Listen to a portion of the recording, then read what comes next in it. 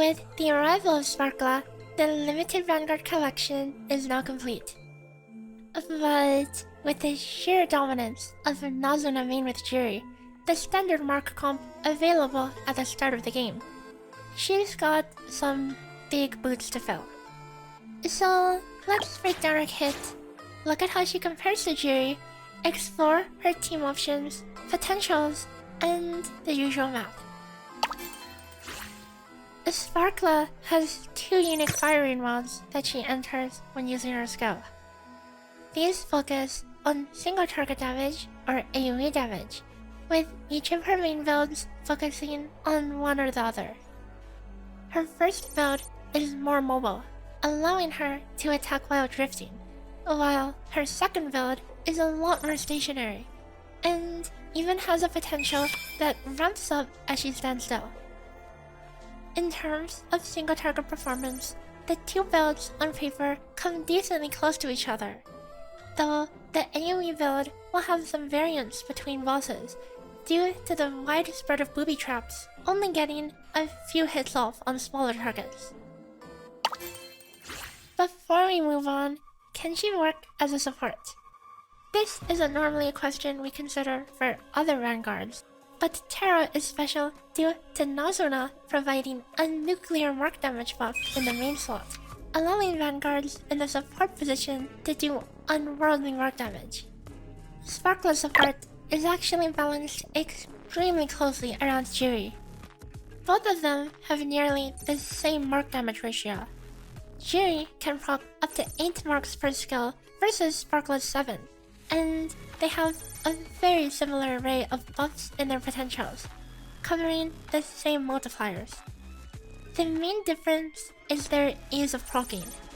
While Jiri's attacks are locked to a single area and thus can be very inconsistent on mobile targets, Sparkla can actually adjust her aim as targets move. However, she can have a lot of issues picking what to actually target. Fights with ads will throw off her focus and cause you to proc even less marks than before. They each have their own strengths and weaknesses, but can perform fairly closely in each of their best scenarios. Anyways, let's look at her team options and potential builds. Let's first look at a team using her as main DPS, and then look at a mark team after. In this team, we'll use Springseek Coronis as a sub-DPS/support, along with Nazuna.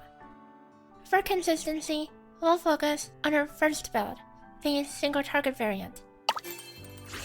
On Sparkla, the build is very straightforward, taking all of the build 1 cores and potentials. Harmonic Barrage is the next generic buff to consider. Prism Convergence is situational. While it is strong in a perfect scenario, it requires you to be at range, which can cause even more aiming problems in situations such as the current ball splits, where a large amount of ads can cause you to miss an entire volley. Finally, Wonderland Bound adds quite a substantial bleed onto your ultimate. Because this does snapshot buffs and debuffs, this can actually have decent value if timing it alongside a rocket cart Nazuna. For Springseek Coronis, since we are running Terra cores, we're actually free to run both of her build 1 cores, Essence Extraction and Vernal Breath. Symptom Sight, Aromatic Room, and Lingering Grace should be prioritized for their buffs. Afterward, you can further increase Coronis' own damage via Reciprocity, Perfect Touch, or Herbal Tempering. On Nazuna, we'll run the Penguin cores to ultimately get a good balance of attack, terra, and damage taken debuffs. Lucky Drop should be prioritized. Rocket Cart can be very powerful, though you will need charge efficiency to get the most out of it. Results may vary depending on your damage, and also if you can line up Sparkla's ult with it. Double Delete is very RNG, but has decent value on average. Jubilant Spin can be considered afterwards, alongside Operation Pandemonium for more of a burst focus. what about Coronis skippers? We can instead focus on an all-out Sparkla hypercarry build, using Ridge as a support instead. The priorities around the board are very similar. On Ridge, take Reblossom and Hasty Growth to maximize her debuff uptime. Corrosive Vines and Root Grasp, being defense shred potentials, are both very potent. Small changes is, well, a very small buff to take afterward. If for some reason your Ridge is actually leveled and invested in, Sturdy Foundation is drawn for her personal DPS. And what about Mark enthusiasts? This is very similar to that of the jury team covered in the Springseek Coronis video, so I won't spend too much time with this one. The TLDR is that Touch of Nature and Terra Chorus are the most important buffing potentials, and you'll want Gauge Overdrive, Bunny Blitz, and Artisan's Pride on Sparkla to buff her further. Tilia can work as a substitute to Coronis here, with Blinding Beam being the most important potential for her. You'll also want to switch out Bunny Backfire for covering fire to get a little extra damage in, as the former only works in an all-Terra team. So, how do these comps compare?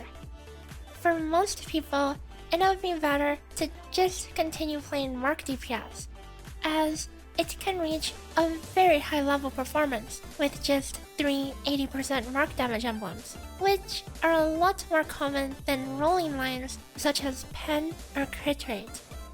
However, it is worth noting that on the high end, a Sparkla and Springseek Coronis dual DPS comp has much more room to grow when wheeled out.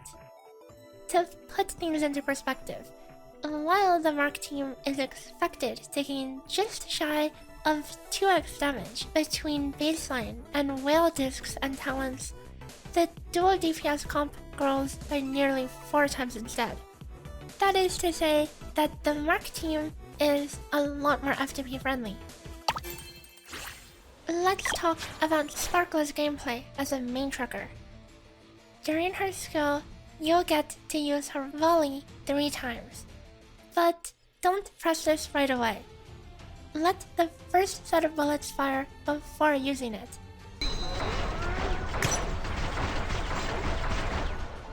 And then you can use it off cooldown. This lets you get 8 attacks off during the skill as opposed to 7.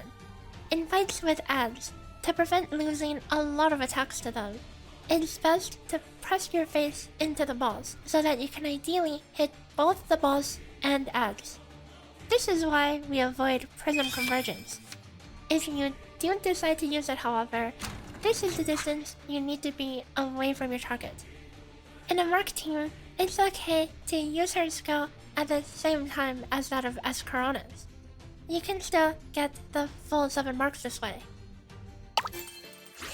Sparkla's talents offer generic increases to her personal damage and are nothing too far out of the ordinary, reaching just shy of a 40% personal damage increase. Next, let's talk Emblems. These will focus on Sparkla as a main DPS. These are also fairly typical. Pen and crit rate are the go-to on the 70 emblem. Skill damage is fairly saturated for Sparkla, so Terra damage is slightly preferred. Skill plus 3 is very strong on the 80 emblem, but generic stats are preferable over ultimate plus 3. On the 90 emblem, upgrades for Hover Rail Volley, Leap Barrage, Harmonic Barrage, and Clockwork Resonance are all worth more than generic stats when at plus 2 or above. Finally, let's take a look at discs. Again, these calculations are for Sparkla as a main DPS. Both her and S. Coronis' limited discs are very powerful due to their skill damage taken debuffs, with other options considerably behind. both event discs are roughly comparable at C6 to both of the standard options at C1. It's also worth noting that the finale disc is surprisingly viable in main, as ultimate damage isn't completely useless here, though it's still worse than any other Terra disc in the support slot. Despite this team being very heavy skill damage focused, Sunlit Blossom is only marginally better than FTP Terra discs in the support slot due to heavy saturation. And that's it for the Sparkla guide. I think it's nice that she isn't completely stepping on Jiryu's toes, allowing both of them to remain relevant. As always, check the description for links to a text version of the guide, build codes, and the damage calculator. Onwards to destroy all those that are not cute.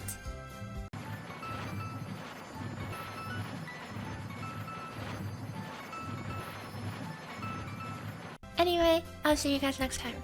Bye bye!